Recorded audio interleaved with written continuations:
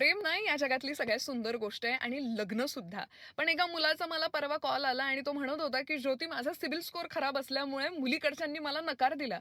म्हटलं बरोबरच आहे आणि आजकाल अशा केसेस खूप वाढतायत. आजकाल मुलीकडचे सिबिल स्कोर बघतायत मुलांचा. इथे तुम्हाला बँक लोन देणार नाही, कोणीतरी त्यांची मुलगी का देईल?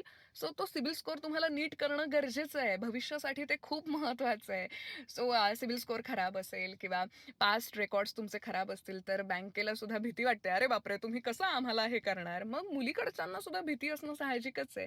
सो या गोष्टीचं सोल्युशन मी त्या मित्राला दिलं, कारण या केसमध्ये मी सुद्धा होते. म्हणजेच की लग्नाच्या बाबतीत नाही झालं, पण नवीन गाडी घेताना सेम प्रॉब्लेम माझ्यासोबत आला होता, की माझं सिबिल स्कोर खराब होतं. पण मग काय करायचं पुढे मला काहीच सुचत नव्हतं. अशा वेळी माझी मदत केली स्कोर रॉकेट यांनी.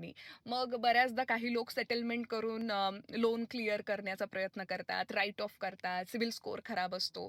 मग आता करायचं काय? सो या सगळ्या गोष्टी म्हणजे हे जर सगळे तुमचे प्रॉब्लेम्स असतील, तर याचं सोल्युशन तुम्हाला चांगल्या पद्धतीने देतील स्कोर रॉकेट. म्हणजे त्यांच्याकडे या सगळ्या गोष्टींचं सोल्युशन आहे. कसं काय करायचं सगळं नीट व्यवस्थित पद्धतशीर सांगतील.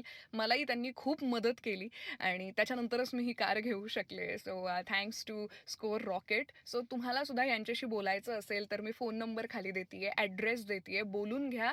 सगळे तुमच्या गोष्टी क्लिअर करा आणि लग्नासाठी तयार व्हा. म्हणजे मला असं वाटतं, की लग्नाच्याच हिशोबाने असं नाही, पण आयुष्यात तुमचं फ्युचर जर का तुम्हाला छान करायचं असेल, तर या सगळ्या गोष्टी खूप महत्त्वाच्या आहेत आणि याच सगळ्या महत्त्वाच्या गोष्टी नीट करण्यासाठी स्कोर रॉकेट यांच्याशी बोलून घ्या. प्रमोशनल नाही आहे हा व्हिडिओ. मला वाटतं, की ही गोष्ट महत्त्वाची आहे, त्यामुळे मी तुमच्यासोबत शेअर केली. चलो बाय.